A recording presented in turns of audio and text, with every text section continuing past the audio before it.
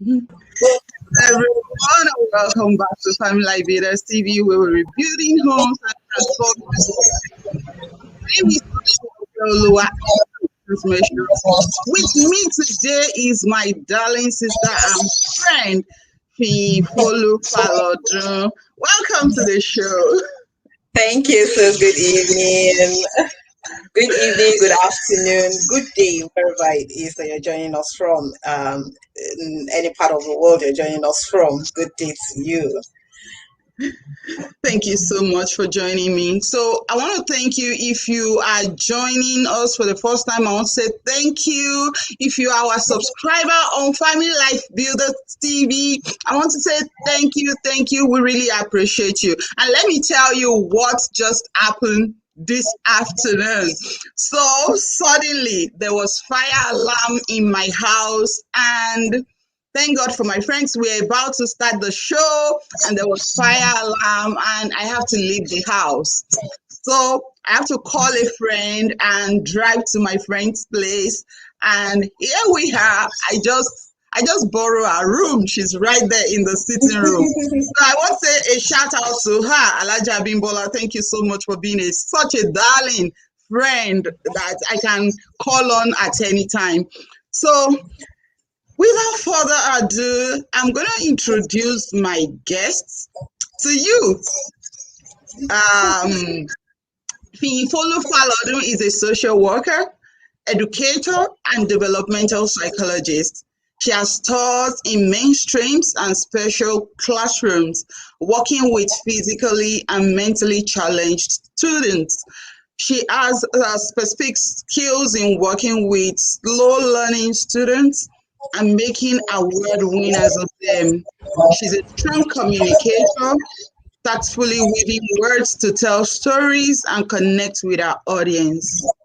Our mission is to use our creativity to inspire a safe and happy world for children. Welcome with me, FiyinfOlu Falodun.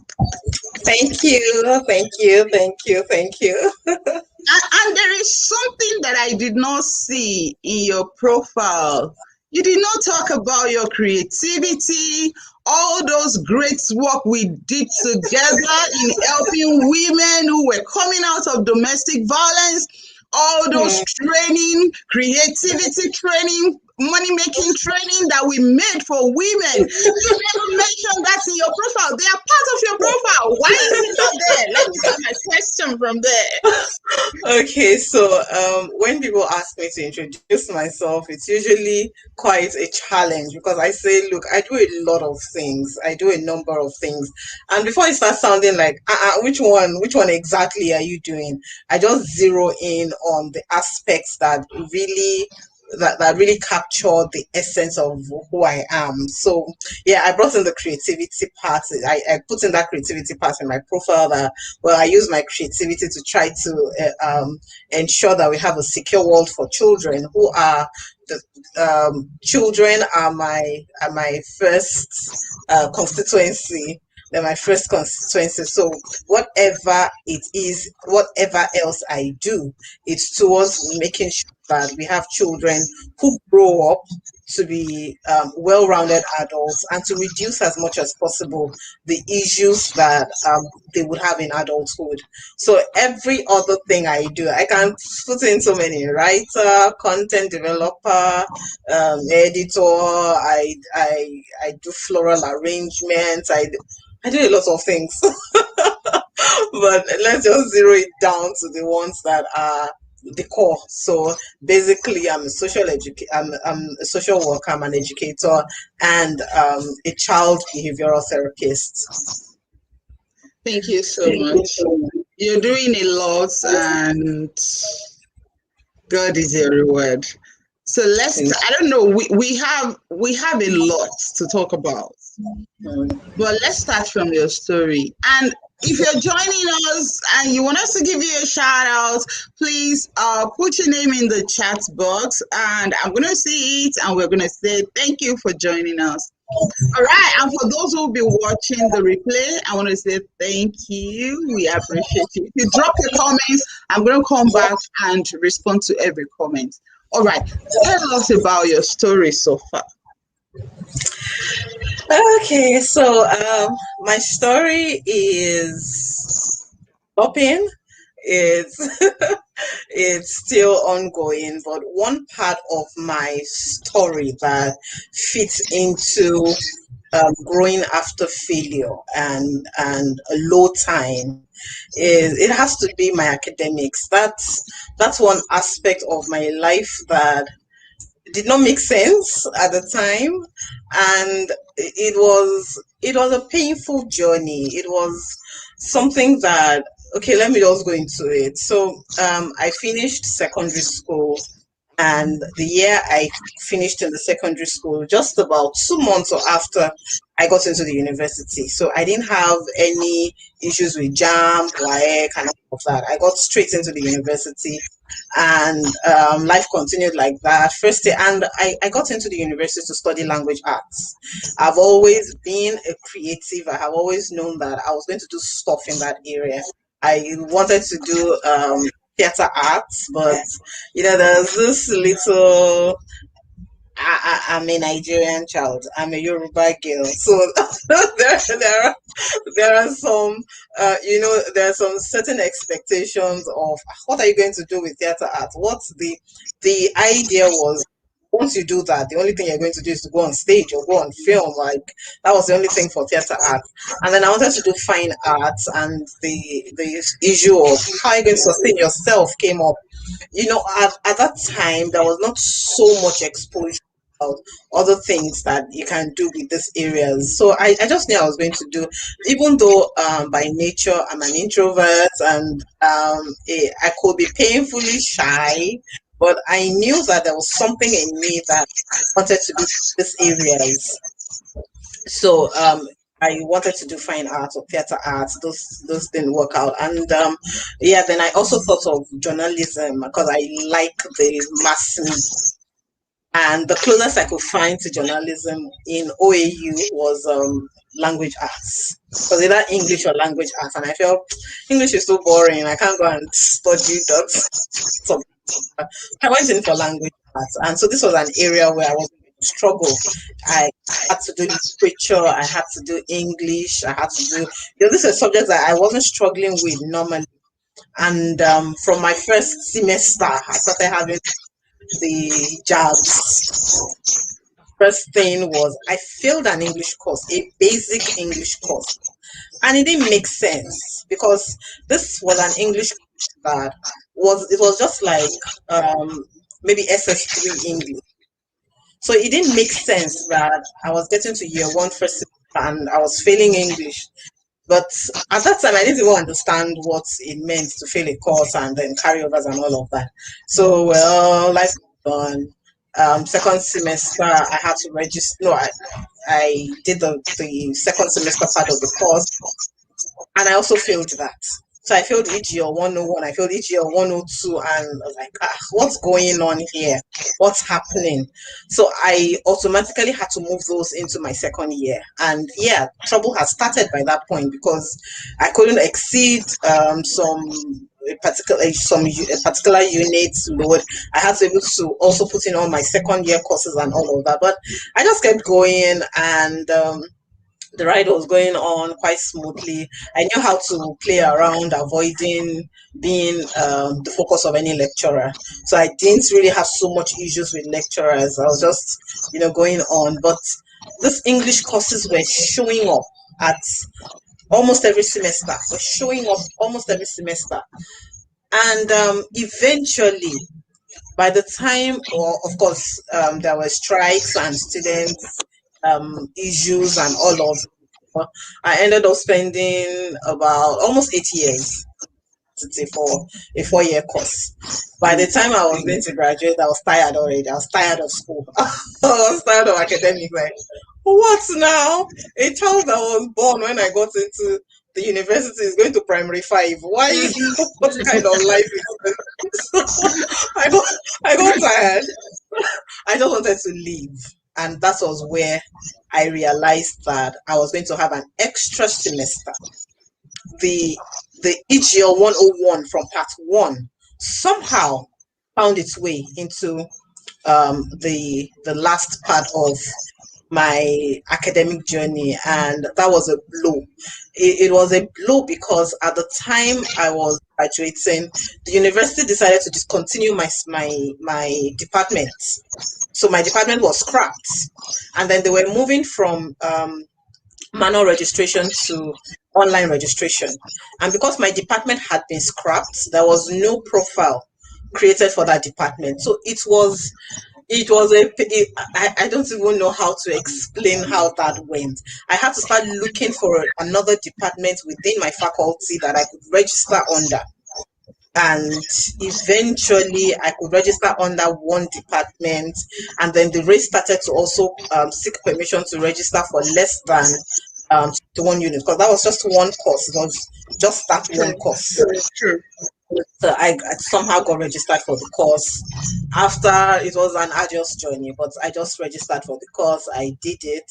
There was a lot that went down. There was, without me calling for my script, one of my lecturers actually called for my script and then called to see me and said, "Look, I have looked at your script. I have shown, I did a photocopy and showed it to my husband, and we can't see anything wrong." She said, if you don't know anything, your handwriting is enough to make one want to, like, it's very easy to read, it's clear, and I started asking me all sorts of questions. I started going spiritual, all of those questions. Do you know whether your parents went to beg or from she started going into all of that realm, and she was asking me, "What's your position in the family?" I said, "I'm the first child." She said, "Oh, do you know the cause of the firstborn?" Like, God forbid, I don't have any cause of my life. There is, even if there is legally a cause of the firstborn, I am not. I don't carry that. She went into, "Do you have a boyfriend?" I said, "Me, tomboy like me. What do I want to use boyfriend for? I don't have a boyfriend." So it's not like I was she was just, and I appreciated her concern, because she felt it didn't make sense. How would you? And then, for my classmates, I was taking them tutorials in this particular course. And I think the day it hit me the most was after they had a departmental meeting and my lecturers were coming out. The HOD of my department at the time saw me outside with my classmates, and he said, you, if I knew you wanted to stay back, I would have failed you in my course, because in my department I was leading my class. But in the English courses I was taking, it didn't make any sense. And so that brought up a lot of, personally, everybody around had their own expectations and they were saying all sorts. But me, that was in the middle of all of it, I felt lost. I couldn't understand what was going on. I couldn't explain. I had never repeated till I got to the university, and all of that was just going on. At a point, I refused going home, because I was wondering, what am I going to do at home? They have sent me to school I've been in school for almost 8 years, and I'm still coming back with. So what am I going to do? My parents were supportive. My dad would come around. Anyway, I was going to finish that first semester course and do my clearance and go. By that time, my classmates were already being processed for NYSC. And I was the only one that didn't graduate in my class. So we're a class of 8. The other 7 had gone. I was the only one that didn't graduate. So, of course, accommodation was an issue, and nobody was going to give me, the school wasn't going to give me accommodation and all of that. And then, lo and behold, while I was doing the clearance, they said that was the second semester part 1 course. What kind of, I felt like it was like village people packed all their loads. It was like village people packed their entire load and relocated and said, "We're going to sit on this girl's matter." Like, seriously. And that particular course was a faculty course now. It wasn't an outside, it was a faculty course. And it was another long story. The lecturer said I didn't register. I said, "Me, I will not register for a course. What happened? Even if I was drunk, there is no way I will not register for a course." Anyway, long story short, I had to register again to take that course. Eventually, we found out that it was the lecturer's negligence. She lost some scripts. And unfortunately, my script was one of those that she lost.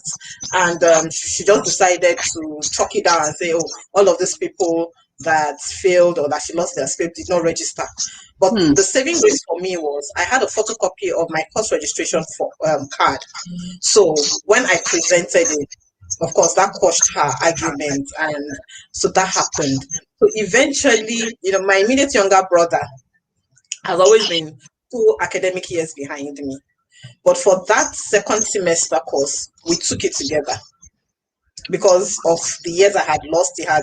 We had caught up, and we took that course together. And at that point, I think it really, really, really hits me hard. Like, wow, my classmates had almost finished serving at that point, and then the process of now clearing to serve, and it was a tedious one.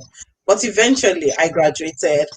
Of course, I was too angry to go for my graduation, to go for my convocation. But I felt, what convocation? After I kept saying, see, all of the time I'm supposed to spend in Ife for undergraduate and masters, I have done it for my undergraduate. So these people are not going to smell me. They're not going to see me ever again, and all of that. So Give me a moment. Let's talk about that area. Okay. Ife is known for that. And you people still call it Great Ife. Yes, it's still great though. Ife is known for people spending, including Wole Arole has mentioned something like this before. Now, why are people still going to Ife? Tell me why. Let's talk about it now. And the BBC should listen to this. Why is that happening? Okay, so we just celebrated 60 years last week, and I tensioned people on a different level. Like that day, I just decided, look, I'm going to celebrate this, because the truth of the matter is, yes, as much as we had those issues, I know people who were in Ife for like 12 years and eventually did not even graduate. They walked away because they couldn't bear the frustration anymore. But one thing, we said at this last week, like one thing that was common to almost every graduate that I know that we spoke at that time was that we have this love-hate relationship with the school. So as much as they kept us like with all of the issues that we had, if you even graduated, that graduation at the time you were supposed to graduate, or eventual graduation without an extra year or an extra semester, it must have taken sweat and blood and cries. It must have taken all of that. But one thing I cannot take away from Ife, or two things I cannot take away from Ife, is that I developed skills. I developed life skills. Mm. Mm. When a lecturer, you walk into a lecturer's office in the morning, and your home training comes to bear, and you say, good morning, sir, and he says, bad morning, get out of my office. Oh my God. Like, at that point, you have to make a decision to either listen to what he has said, or quickly find another way to appeal to him, to make sure that what you want to do, you get it done at that point. So there was those skills. We had to develop people skills. We had to develop self-awareness, self-motivation skills, proper communication skills. And for some of us in certain faculties, I think it was almost all departments and all faculties, most of the lecturers were ancestors. So you have to appeal to them especially. You have to appeal to them especially. It's like preparing Ikpese. So you have to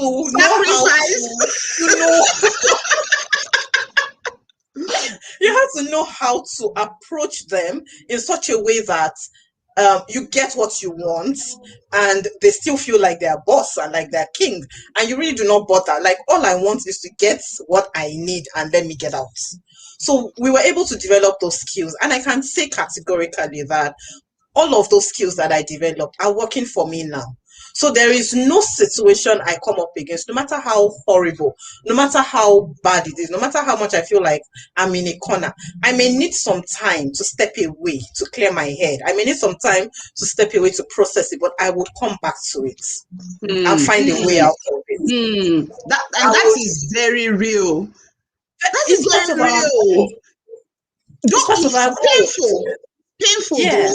I remember when I first attended a college of education, and I remember because where I was having my major was far from my school of education. Sometimes things were going on there. I don't know, because it was my year one. Just like this English of a thing. English is my first language. Why should I be failing English? It's crazy. Yeah. I missed this class and I went to this professor and I said, and before I went to meet him, somebody said, as you are going, go on your 2 knees. So I went and I knelt down. I said, Baba, since I missed your class. He said, if you don't do it this year, you will do it next year. Do it next year. Wow, just like that. Say, God, like that. Just like that. So yeah, those were. I don't regret my time in Ife at all, because those skills, I can't pay for them right now. I can't. That nobody would even sit down to teach me those things. What about the hostel accommodation?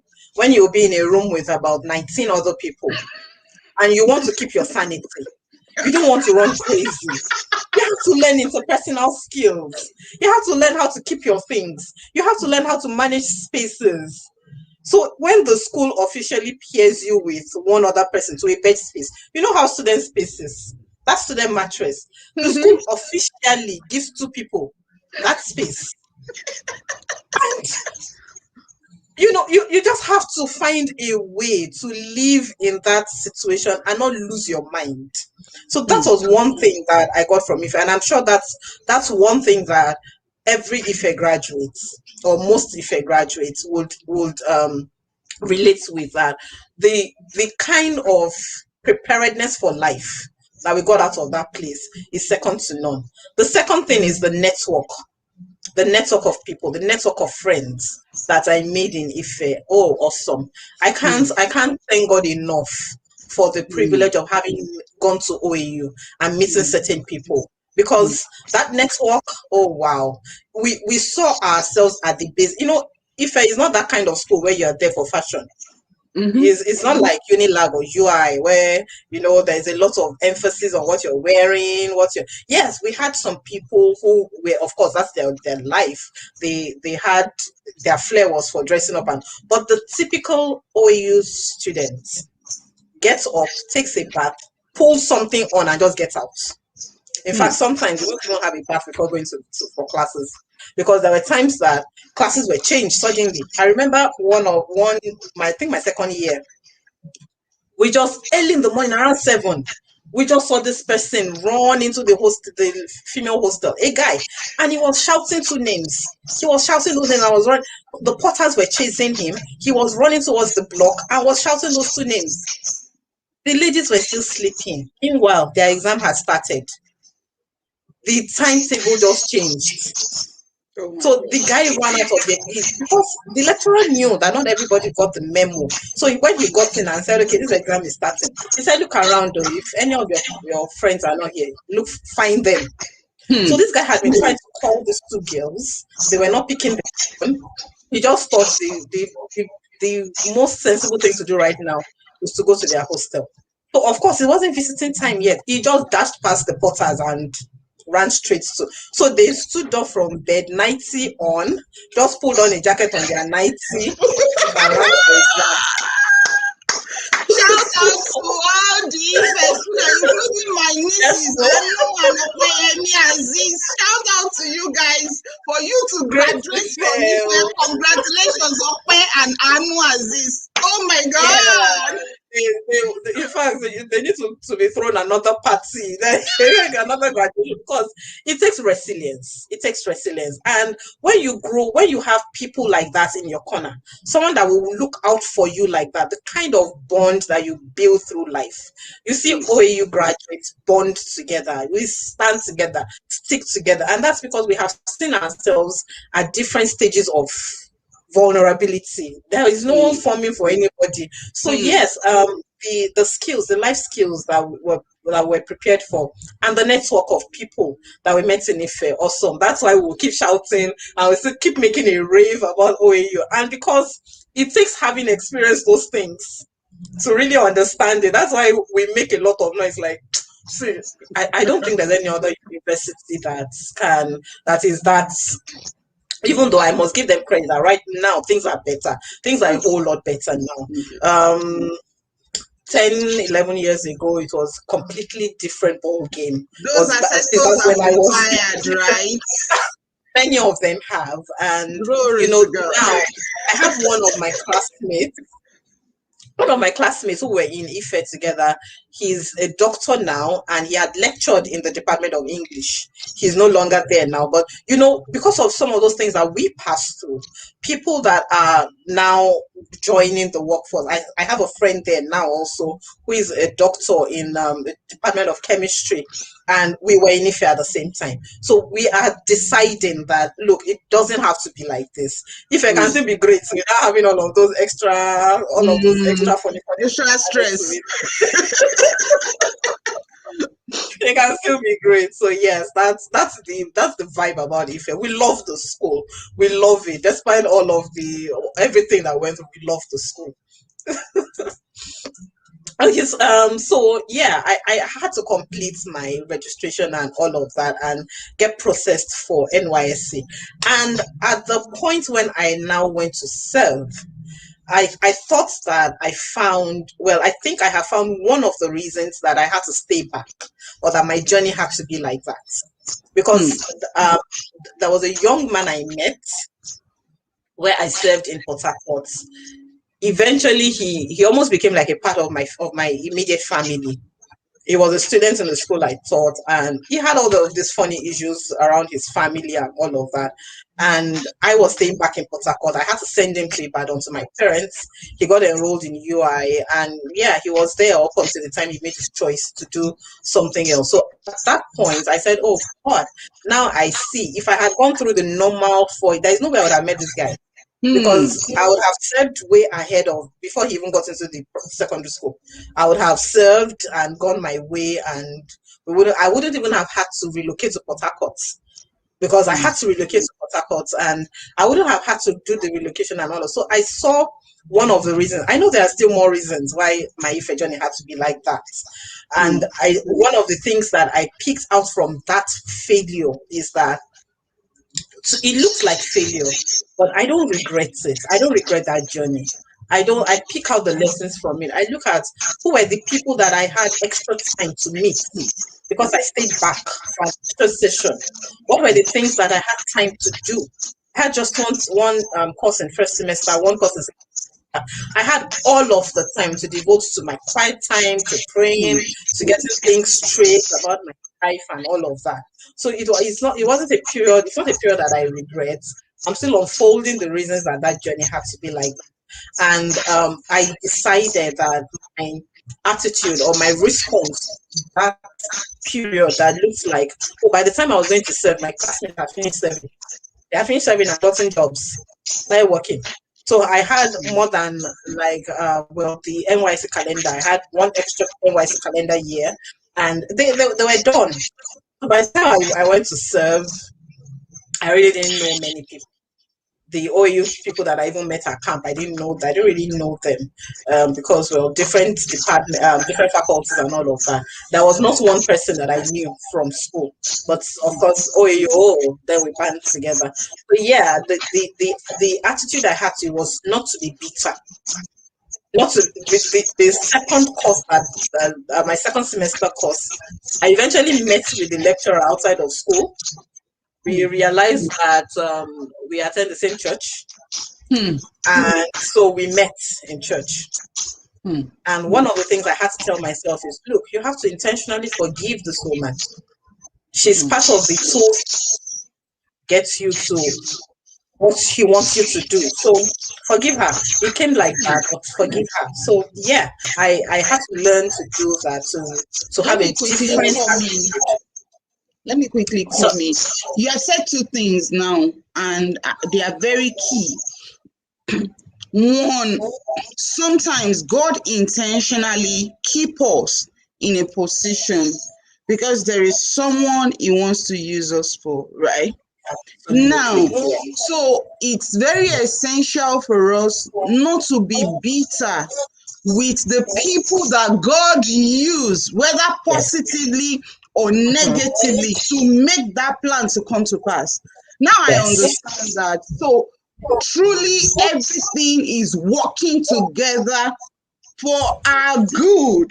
Yes, And for absolutely. those who are called according to his purpose. So it's obvious that your journey is intentional to God. Is that what you're Yes, saying? yes, it is very intentional. One thing that I have always known, and I have always, when things happen, I've had other areas of my life where things did not just make sense. But Mm, when all of these things happen, one thing I keep saying is, God, I'm not a mistake. You took time to form me. You know what you're doing. It's not making sense to me right now. It's not, I don't see why this should even be happening. Because sometimes I say, oh, I didn't cheat, I didn't do this, I didn't do so why is it happening to me? But then when those thoughts come, I'm human, of course, definitely I think like that at times. But then I would go back and say, God, I don't understand it now, but I trust your purpose. I mm, trust the journey you're taking me through. I trust that, and help me not to lose the purpose or the lesson that you want me to learn during this journey. Help me to be attentive to you and to understand and to pick out what you want me to pick in this journey. Because if as children of God we remember that before we were made, before we were formed, God knew before my parents even knew that the other person existed. I was already God had already had me purpose that look, you're going to come through this family. He already had everything planned out. So yeah, there is no reason why I would now look at it and say, oh, this is time to give up. No. Have I felt like giving up? Yes, many times I have felt like giving up. Many times. But when it gets to that point, like one prayer I pray when it gets to that point where I feel completely helpless. And I must say that failure is not a one-time event. All through our lives, we would experience failure in different areas. Last week I felt really down, like completely broken. I felt at the bottom completely. And like when I put this on Facebook, I said one thing I was thinking was how I was going to tell you that I'm not doing this again. I didn't know how I was going to say that. Look, I'm not in a good place. I can't do this. And right at that moment, it just dropped in my heart. Look, the raw material that you need for Sunday, this is it in your hands. mm, How are you going to navigate this period? So yeah, when I get to that point in my life, what I say is, God, I can't hold on anymore. So just hold me. My grip is falling. mm, The first time I got the revelation of that grip was one of the times when I was in Port Harcourt and I was having it really, really bad then. I just had that picture in mind of, these monkey bars that children play. mm, Like I saw myself like holding on to the monkey bars, and then slowly my grip was loosening from the monkey, mm, and I mm, was about to drop. mm, And at that point, I said, God, lift me. mm, And I heard it clear, let go, let go. So I took my hands off the monkey bars. And that period of my life is one that people still ask me, how did you navigate it? And I tell them mm, that honestly, the honest truth is, I cannot tell you that this is a formula. I cannot, all I know is when I needed help, I cried out to God and I said, I can't hold on anymore. Hold me. I can't find your footsteps anymore. Carry me. Those mm, were the things that I went back to. And yes, every time that happens, I'm able to come back. I'm able to bounce back and say, yeah, whatever it is, I'm looking at you in the face and I'm saying, no, oh, yeah, Poto, you're not enough to break me. You're not enough to take me out. I'm stronger than this. mm, And I would not even lie and say that it is easy. No, mm, it is not easy. It is not easy. But we have to determine and make and ensure that it's a decision to make. Who is going to win this? Will this situation overcome me, or will I overcome the situation? It's a decision to make. And once that decision is made, then we're able to now walk towards it and say, okay, now this has happened. Is it a loss of a child? Is it the loss of a spouse? Is it a marriage breaking up? Is it job loss? Is it, whatever it is, there is always a spring back. There is always a springboard to come back. Is it health? Yeah, I've had issues on the health front that it looks like, I didn't go to the hospital for 1 week. The next week I went to the hospital, one of the nurses saw me and said, "Oh, madam, it's been a while." And in my head, I was like, what? Me in the hospital? They're saying it's been just 1 week I didn't go because it was like out of 7 days, I would be in the hospital for like 4 days. Keep going back for one thing after the other. And that point I said, no, enough. I mean, this is not this is one of my testimonies that God brought me back out from being hypertensive. He just sprang me up from that point of being clinically hypertensive. I didn't take myself off drugs. The doctors were monitoring, and because when it got to the point where I realized, oh my goodness, I'm going to have to be on drugs for the rest of my life. How old am I now? I'll have to be on drugs. And I realized that it was because of the issues I was carrying. So I had to go back to God and say, I'm dropping it. Yeah, I leave it. I drop it. And I made a promise to God that if this situation is remedied, if I get off drugs, if doctors certify me non-hypertensive anymore, nothing on this earth is going to ever disturb me again. Nothing. And God was faithful. Over time, my BP normalized. And after that, though, I don't know what it is. Let them say that the sky is falling. As where I am now, let everybody be running. I'm just going to be sitting very calmly and wait. When the dust settles, what's next? What am I doing from here? What step am I taking next?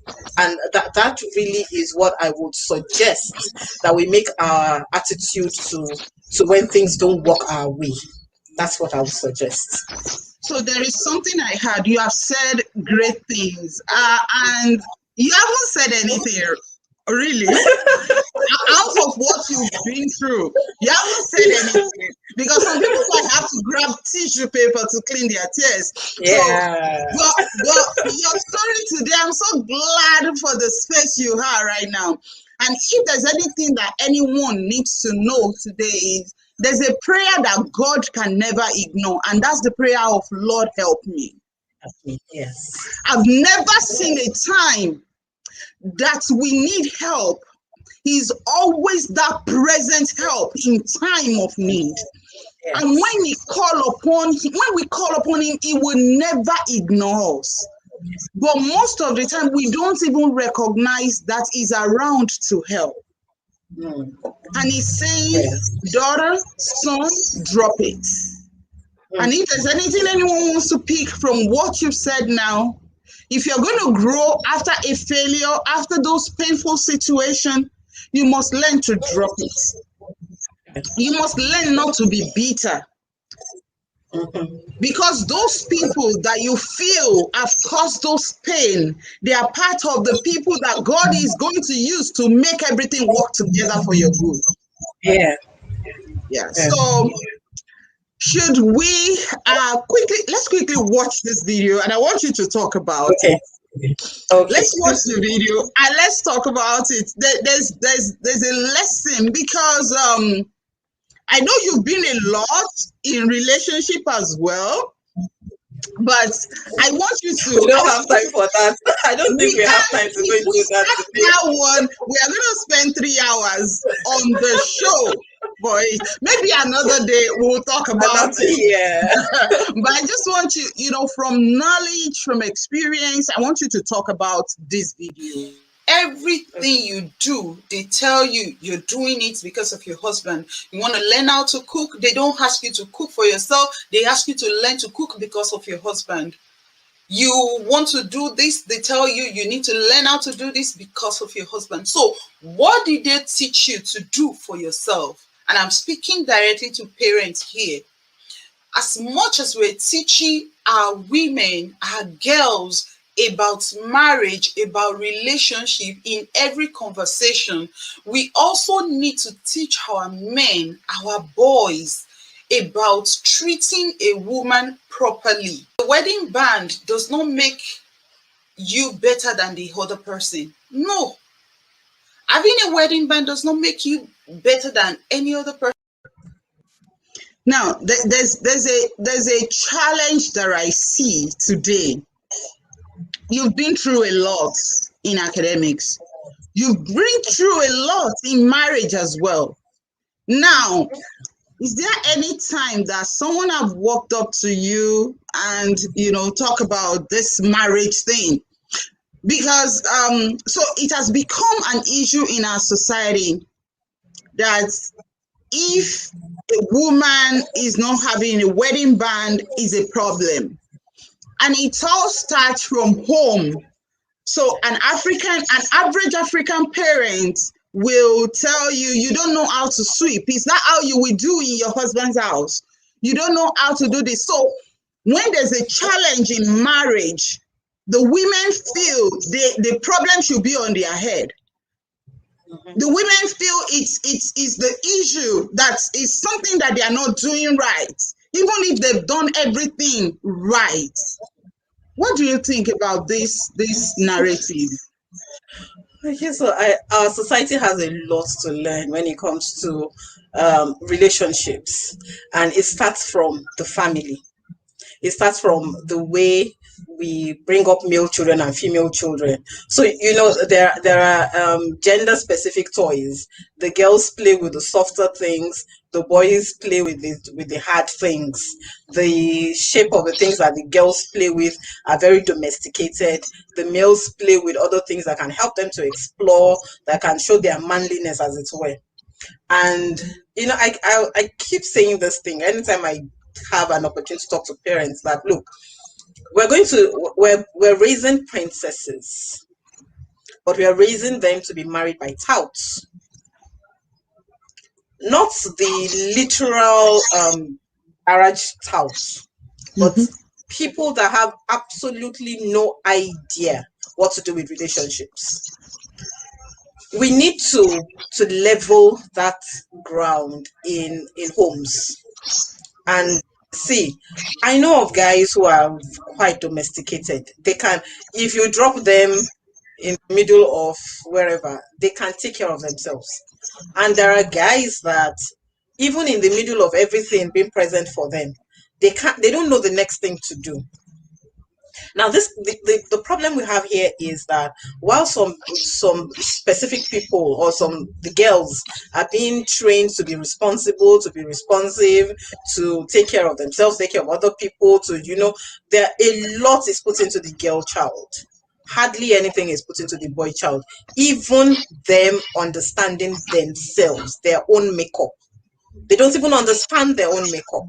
They don't understand why they do what they do. They don't understand why they can't cry, for instance. They don't understand why they have to shut off their emotions. So a boy child that has grown up into an adult, shutting off his emotions, how does he want to connect with his wife? And I think we need to move this conversation away from just saying we need to involve our boy children. We need to involve our boy children and begin to state the specific things that we need them to know. So we generally just say, the girls are taught to be this, to be that, but the boy is nothing. It needs to go beyond nothing, and for us to begin to say that, look, we need our boys, we need our men to learn to be supportive. We need them to learn. I would even start from them knowing themselves, them understanding. For quite a number of men, the father figure or the proper father figure is lacking in their lives. So they just want to go through it. They just try. They just go through. It's trial by error. They try this one and think, my father used to shout, so let me try shouting. Unfortunately, the children that we're giving back to now, shouting doesn't work with them. If you shout at them, they will ask you a question, Daddy, but why are you shouting? Can't we talk about this thing? They would even calm you down. So I think for the men that are becoming fathers now, their own challenges are more, because they don't even know how to be parented, not talk of knowing how to be parents themselves. So we need to move the conversation to men need to understand and know who they are. They need to have worthy examples in men. I don't support that idea of a woman acting as a father. A woman can never be a father. She can never. She wasn't made to be a father, so she can never be a father.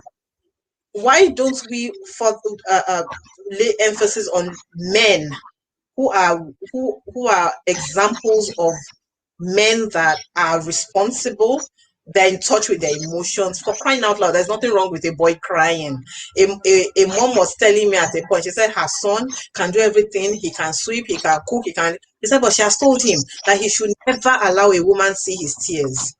I said, madam, what you just said and what you are bringing up your son to be is going to be an angry man, because God made us this way. We have these emotions, and then you tell him no, you can't express it, so he shuts the emotions. Definitely at some point or the other, the emotions have to find a way out, so he becomes aggressive. He has anger issues. He's shouting, he's screaming. All he wants is to let that thing out. He wants it out, but he doesn't know how to. So we need to pay more attention to now we have paid a lot of attention to the girls. And I will say that the reason we are paying so much attention to our girls is because we are not paying attention to the boys. That's why. Because all of the things that we're preparing the girls for, or preparing them to be able to fight against, is all of the things that we're not preparing the boys to do or not to do. So we're saying, no, don't go to that guy's house because all he wants to do is to sleep with you. Why are we not training the boys to understand and respect the boundaries of a woman's body? Why are we not telling the young man that, look, it's possible for you to abstain from sex until you're married? So we're piling the girls with those things, and then we're still sending them out to meet these boys that will still take these things from them by force. So we're saying, all you need to do is to learn how to cook, how to take care of your house. And then you have a man who has not learned how to handle his anger issues. He doesn't know how to express his emotions. That's what she does. He will still throw a tantrum. We need to begin to balance it and ensure that we will do less work with the girls if the boys are covered also. If we are able to take them through all of those places of planning. You plan for your family. How do you plan for yourself before you can plan? There are married men today who cannot, once they have anything to do, they either run into their sisters or their mothers or one female friend. They cannot even figure out what to wear. They can't figure it out. And then that person gets married while the wife is looking at, she wants a support. She wants somebody that they would build life together. She's right in her hands. She's getting married at the altar to a man in Pampers. So her life, she's not taking up the role of a wife. She's taking up the role of a mother at the altar. And that's not what she signed up for. At least not to be a mother as mom to the guy. Yes, she's going to play those roles along the line, but not to be his soul, handing him over from his biological mother now to his legal mother, to the one mother by law. No, we need to close that gap and change this narrative of, all the woman is meant for is to live for her family, live for her husband, No, we need to change that narrative. Let each party know that, look, once you're bringing somebody else into your life, what you're saying is, I'm ready to give my everything. I'm not bringing 50%. You're not bringing 50%. I am bringing 100%. Because if I'm bringing in 50%, where's the other 50? Where am I putting my other 50? That's where the way I reason this thing is, okay, so if I'm bringing 50% to my marriage, the other 50, I have to take it somewhere. Where am I taking it to? So it's not a 50-50 thing. It's a 100-100 thing. Come in 100%. I come in 100%. We merge our 100-100 together and we get a stronger 100%. We need to begin to have those conversations and begin to intentionally, consciously prepare our men, our boys to face this reality of life. And I will appeal to fathers especially. Father's Day is coming up. This is the time for us to heal our relationships with our children, especially our sons. There's a role that the father relationship also plays with the girl child. I would say that one of the things that helped me to quickly define the kind of man I wanted in my life was the role I saw my father play at home. I didn't see a father that would command and get home and sit down and stretch his legs and say, okay, oh, so my food, my food, my food. Or I didn't have a father that the moment you hear the horn of the car, everybody scampers, the lion of the tribe of the house has come. No, I didn't have that kind of father. And so it was easy, but I don't have that kind of father. My father is still very much alive. So it was easy for me to say, oh, it's possible for a man to be in the kitchen. It's possible for a man to do laundry. And he is still man. He is still father. He is still husband. He's still everything. He's still pastor. He's still everything that he's supposed to be. It doesn't take anything away from him. That was a model for me. So when I saw guys that, I met somebody who, I got to his house. He was washing his own clothes, his own clothes. And then I sat around. I was just sitting with him while he was washing his clothes. I thought he was cold. It's like, what's the issue? He said, you come to my, you see me hotel in Ikingbewa, you can't ask me to leave the cloth. I'm like, uncle, the cloth you wore by yourself on your own body, I will take it from you. To why? But why? You're not my father. I can do that for my father as a responsible child, but you're not my father. So why should I do that for you? And then he told me, if you continue like this, you will not get a husband. I said, if it is your kind of husband that are out there, I beg, I release you guys. I don't even want. So for them to leave that mentality, that entitlement mentality of the women owe them, the world owes them. The world does not owe you anything. Instead, let's come together, 100, and build families, build societies that will stand. All of the issues that we're seeing in leadership, it comes from the family. The root is in the family. So let's build that society that will give all of us peace. And let parents begin to face this conversation. Their moms, that's your okomi. They have turned the son into my husband. He's not your husband. He's your son. It doesn't matter if he's the only son. It only says that God has given you a variety of children. You have male and female. Daddies, please pay more attention to the kind of examples that you're laying for your children. More than what you say, they see, they hear. Much more than what you're saying, they are picking up things that you may not even have the faintest idea that they see and that they know. I think I should just give it a rest today. That's just powerful. And if we really want to continue, we can't finish this because a lot of things were going on my head as you were, talking, like mothers. And it's painful, it's painful because this thing backfires. It backfires. Like you mothers, because you have a son, the only son, or the first son, then you're calling this boy Okomi, and you are giving this boy special treatment. Even, you prefer this boy to your girls. Yes. And you know how your husband was treating you. You know how your husband has been maltreating you. And yet, you don't know that as you are doing this, showing this preferential treatment to this boy, you are teaching this boy to treat you the same way to treat other girls or their home wives the same way your husband has been treating you. It's about conditioning. It's from when a girl is little. She is typically in the African system, African society. Typically, she's conditioned day after day to see the man as superior, to see the man as Lord, to see him as everything. So when she has her own son, she just translates that conditioning to the son. And even though he's her son, she's still seeing him as, oh, he's my husband, he's my Lord, he's my this. She's not thinking that he's going to be married to a woman tomorrow. Is that conditioning of this is picture of a man. That's what she's trying to put into him. And that's what we're saying has to change. God just made us male and female.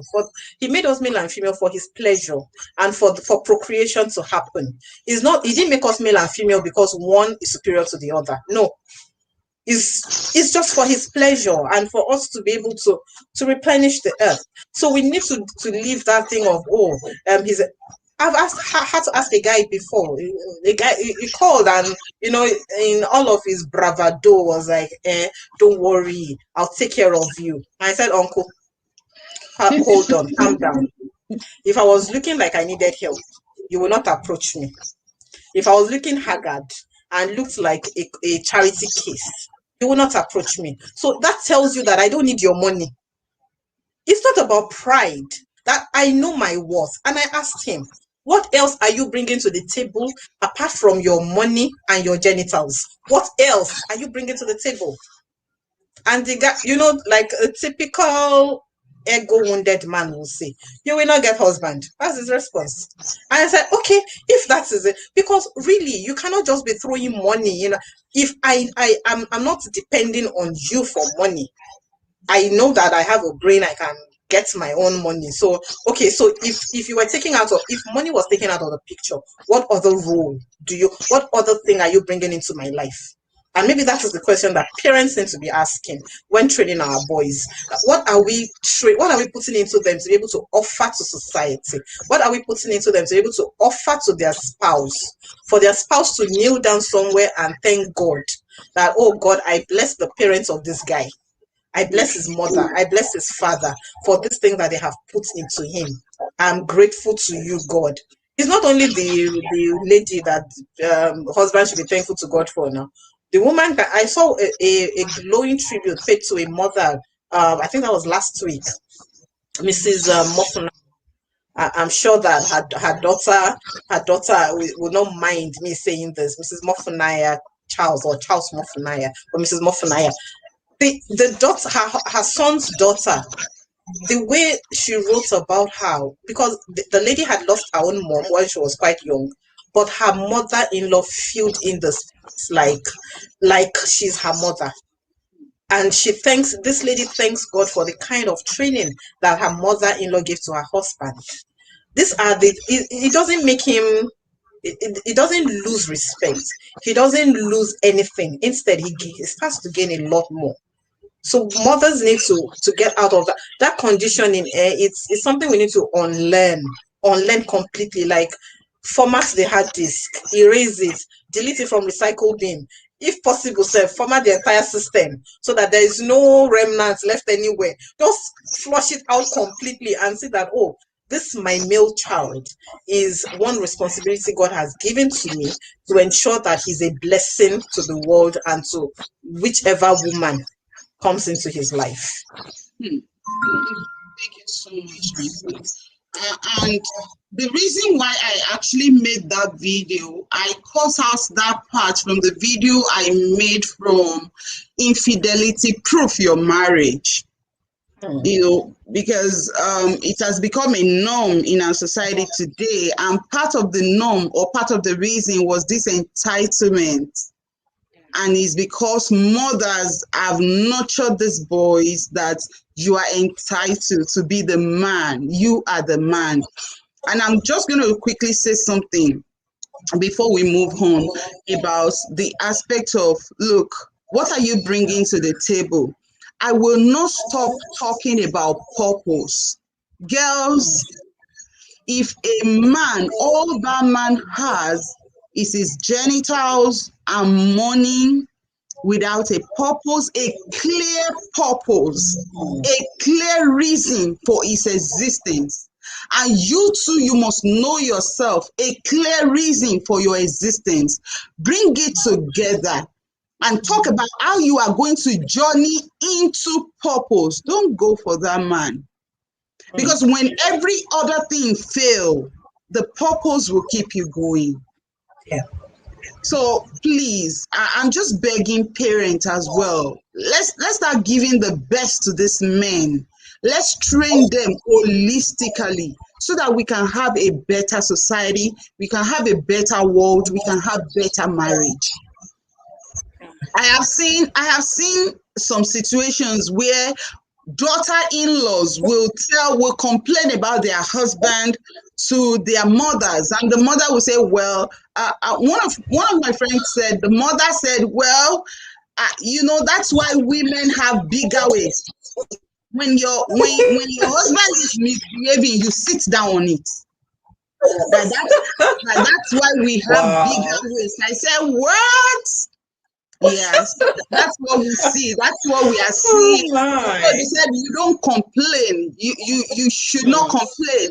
And these are the same set of people that tell us that these men, they are not your mother, they are not your children, but they tell you to take care of them very well, nurture them. When it comes to wrong things that they are doing, you can't correct them because you are not their mother.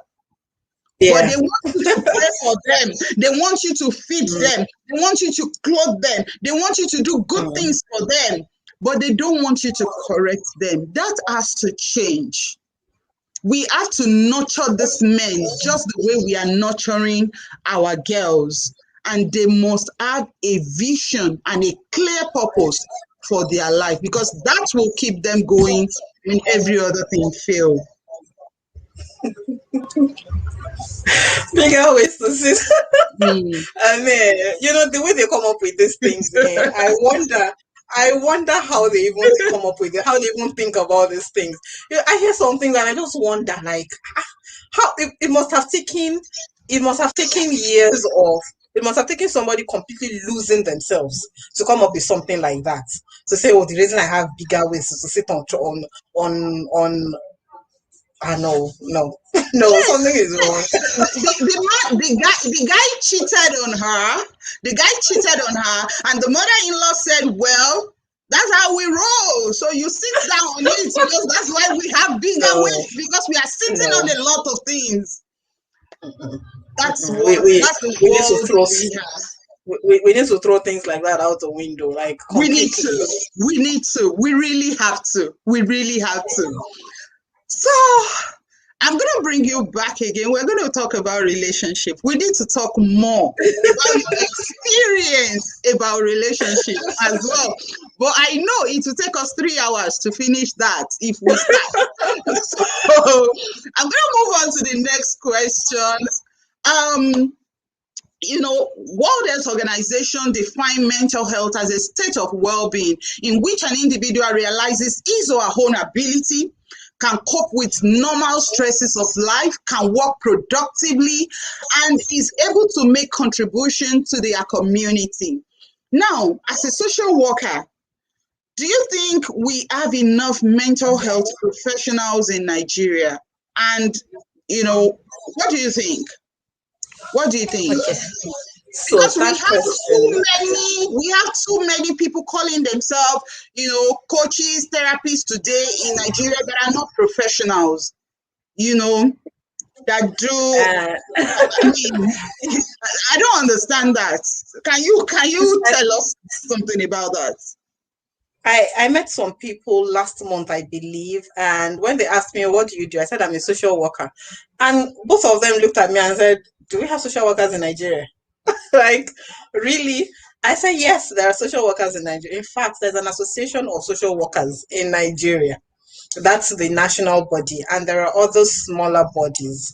But our society is such that we don't make use of professionals like that.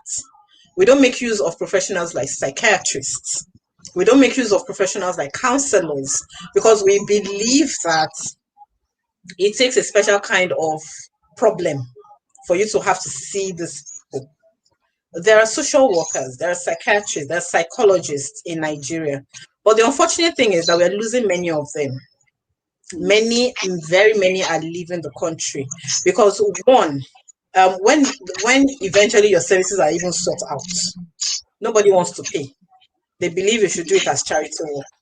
You should do it as NGO, as not for profit. And I say, look, the same way you're paying bills is the same way I'm paying bills.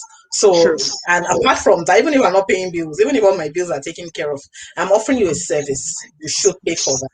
So people need to get out of the place where they feel that need for secrecy.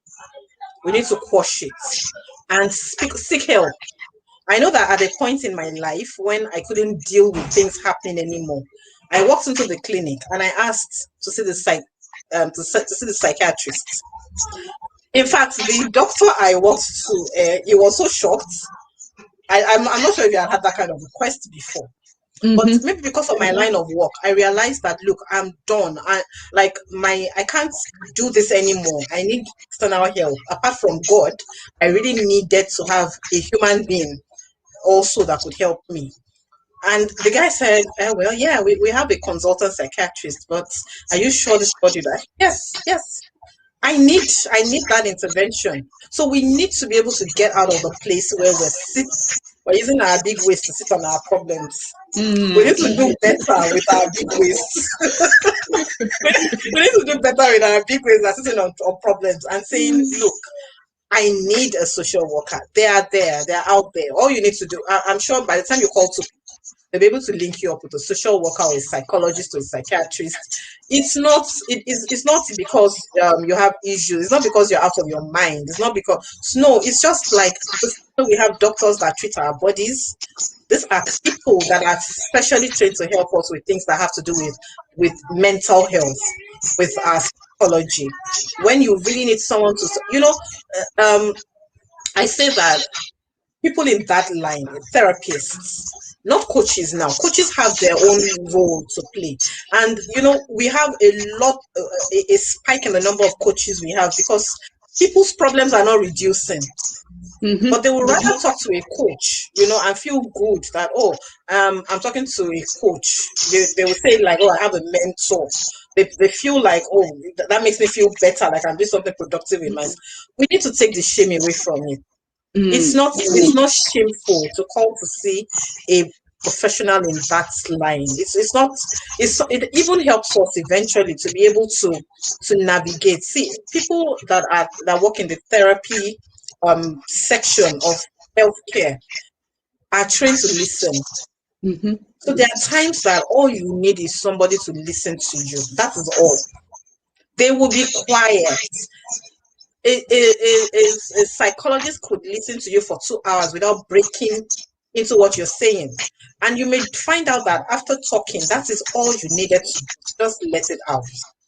So yes, to answer that question, there are social workers, there are psychologists, there are therapists, psychiatrists. There are so many of them out there. But also, we need to also the condition of the country needs to be better so that these people are not running away and looking for greener pastures as it were, because they also need to survive.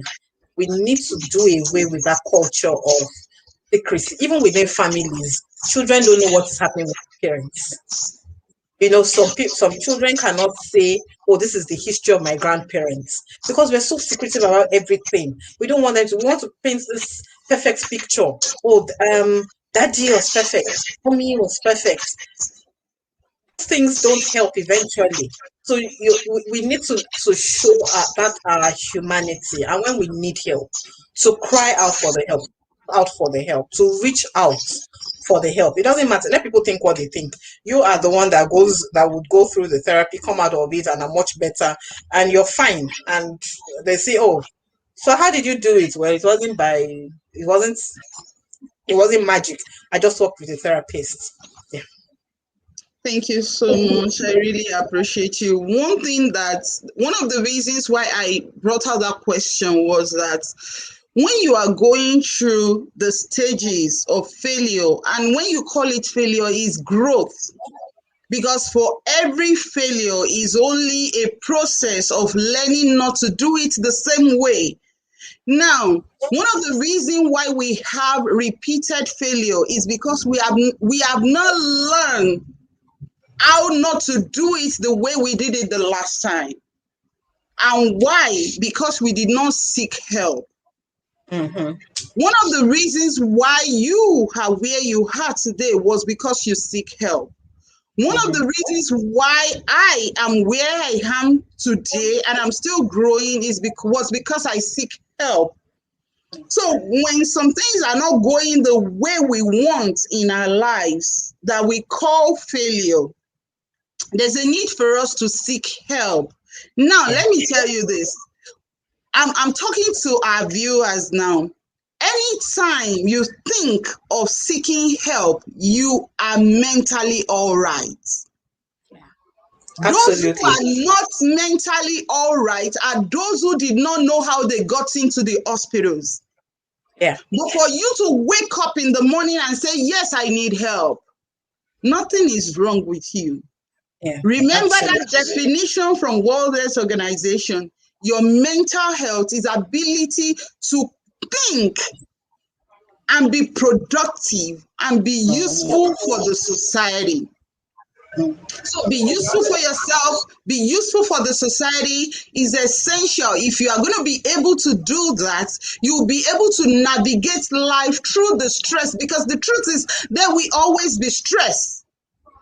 And that's why we have all those people there to help.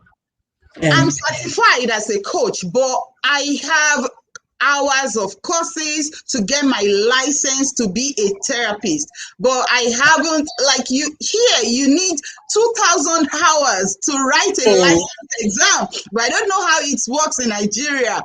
But of course, I have over 60 hours coursework for me to be able to license myself. That's why I don't call myself a therapist yet. But of Yeah. course, I see people in my training hours, but under supervision. So look for people who are licensed. And in Nigeria, people don't even need license for them to be able to see you. Seek therapists, seek help. When there's a challenge in marriage, when there's a challenge in your academics, when there's a challenge in your career, don't suck it in. That's why we have pains everywhere. There's a problem in the home, they move to the office, they are angry with everybody in the office, from the gatesman to the cleaner to the subordinates. People are struggling with emotional issues. Seek help and let's make the world a better place. I don't know, do you have anything to say to a girl child out there and to a boy child out there? Okay, so the first thing I'll say is I'm excited. I see my dad's comments. My dad is on this call, he's watching. I think my mom is also Woo! watching. Thank you, Daddy. So I see Thank his you, comment Daddy. and I'm blown. I'm blown. I really appreciate that. You see, support like this is what helps us to be balanced. Is what helps us to is what releases our feel good hormones. So yeah, and I see my friends also. I see Samuel Adebayo, I see Damilola Adigun. I'm grateful that you're here. I know there's some other people watching, but I haven't dropped any comments. So for the girl child, Thank you, yeah. Daddy. For the girl child, I would say know your worth, know who you are. Don't let your environment and your society define you. Let them not say, oh, all you are good for is to be seen and to carry babies. And it's even worse for some ladies. They're in their husbands' houses only as delivery mechanism. That is all they are there. They don't have a relationship with their husbands. They don't have a relationship with in-laws. Their own family expects that, oh, you're already married, so let them. You're no longer a responsibility as such. And the woman is losing herself. She feels worthless. She feels, well, the only thing, she can't even face the society. She goes to the market and she's shaking before she's lost everything with her self-esteem. So I would say to the girl child, know yourself, know who you are, and who you are is not in Bone Street. Who you are is not in lashes. Is not in wearing Gucci or Versace. Is not in the kind of cloth you're wearing. Is not in you being able to afford a Hermes bag. That is not who you are. Who you are is when all of those things are stripped away. When we remove every of those things, who are you? What are you able to produce? And where I usually start from is to know who you are. What does God call you? He calls you blessed. He says he's intentional about you. He says he knew you before you were formed. How much more? I mean, just imagine that the creator of is like it's like, let's see, who is like the greatest man in the world now? Maybe the American president comes and says, "Oh, you see, FiyinfOlu, I know her." You see, I'm intentional about, I'm jealous about her. Now, multiply that by infinity and see God bragging on you. That's who you are. And you need to live in the reality of that person, of someone that is protected, someone that is covered, someone that is redeemed. You are loved. You are loved. Dear girl, you are loved. Many girls go around looking for love. We're looking for that person that will just show us, that will tell us that we are, whether they mean it or not. But know that the greatest love all time loves you. You are loved. If you don't believe that, just stand in front of the mirror and look at yourself. It doesn't matter what the physical defects may be. You are loved. And for the boy child, I would say that you are fathered. You are fathered. Many males walk around life not even understanding what it means to have a father. Many of them, we say that we go to churches and we see a lot more women in churches than men. The reason is because many men, or one of the reasons is because many men replace the image or see God through the image of their earthly fathers. So we call God Father, and the person they call Father is never around. He's alcoholic. He's a smoker. He's an abuser. So when they think Father, that's what they think, and they think, so what am I doing with now a father that I don't see, but who is likely to be violent, who is likely to be drunk, who doesn't care about me? That is how they see God. That's how they translate until they have a relationship with God and they have a different view and they see God really for who he is.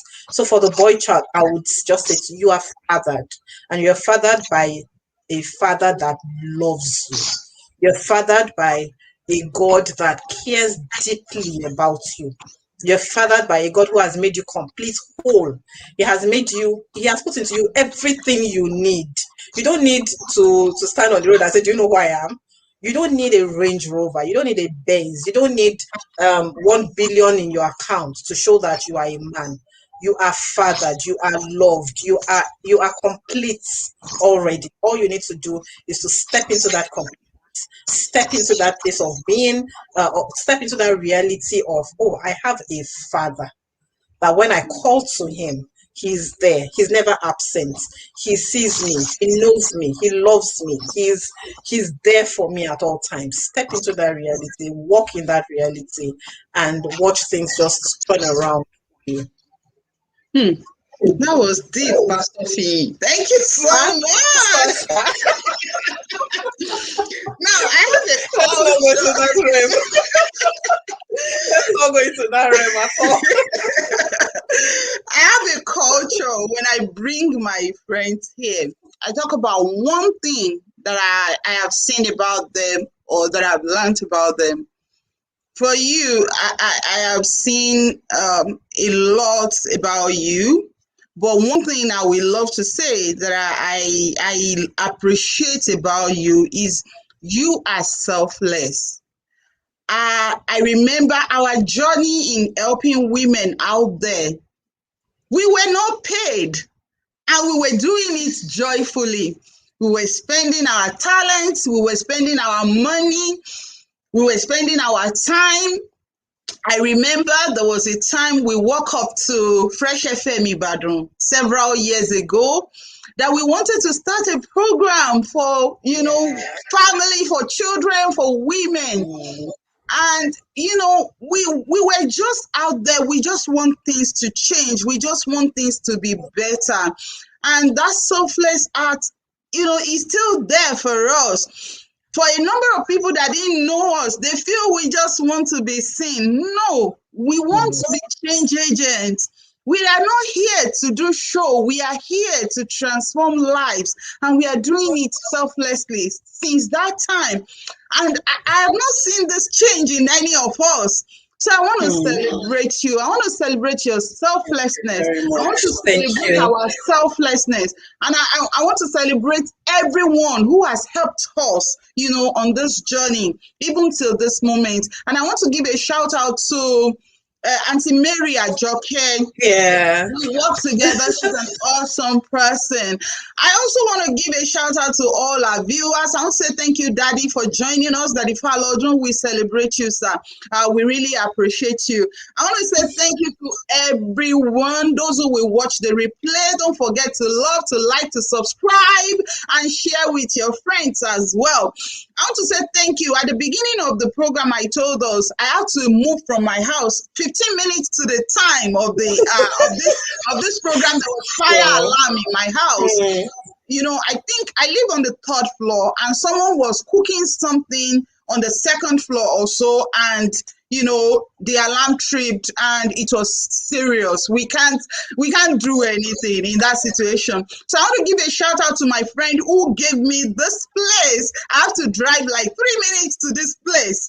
So I want to say thank you to Alaja Bimbola for giving me the opportunity to use our space. Thank you so much, everyone. How can people find you before we go? Okay, you can find me on, I have a blog. Pardon, my blog is not as active as it used to be, but I'm bringing it up. I'm bringing it back up. I'm being more intentional about my blog. So yeah, I have a blog, and it's April 7th, the blog.blogspot.com. So in the coming weeks, it's going to be more intentionally directed at, you know, the core of my calling. I didn't want to use that word calling because you have said pastor earlier, but it's going to be more focused on the core of what I believe that my purpose is. And not too much happens on my Facebook. It's more like my private hangouts. But yeah, but my Facebook, FiyinfOlu Falodun on Facebook. And you can always reach me on +234 901 2399512. Yeah, on WhatsApp, call, text. I'm available there. You can always reach me that way. Aside that, you need to come to my house to see me. and I'm waiting for your book as well. So I don't know when you want to do that. I'm waiting for your book. Yeah, you have a story to tell. You have a story to tell. So I'm waiting for your book. And the blog, I'm also ready to work with you on that. So I'm going to keep asking you until something happens. Oh, thank you so much, Bolu. I see Bolu in the comments. Thank you, Bolu. Thank you also to see you have been, you know, from the time we met, it's been like, you know, having run a journey and then just not passing the baton, but seeing someone to run along with. And I have also seen you continue consistent. You know, this is the difference between when someone does something out of purpose and when you do it because you just want to be seen. This is not an area where you get a lot of accolades or you get a lot of recognition. The people that want to be recognized are in some other fields. But when you continue to do stuff like this and you're doing it consistently, it says a lot about purpose and about understanding where one is supposed to be. So thank you. My prayer is that every point where you need help, where you need support, where you need people, vision help, vision carriers, you will not be short of them in Jesus' name. Thank you for all you do. Thank you so much, sis. I celebrate you. I love you. Thank you, everyone. I cannot say thank you enough. Mommy, I want to say thank you. Also, your mom was also watching. So I can't say thank you enough. Thank you so much. Okay, so I'm going to put your contact in the comment section so people can actually reach you. All right. So people can reach you, especially young men, young women, children, you know, parents that need help for their children. So we want to say thank you to everyone, and we will see you next week. And I want to say thank you so much. Enjoy this, my friend's music, and we'll say bye-bye, everyone. Joy will always come.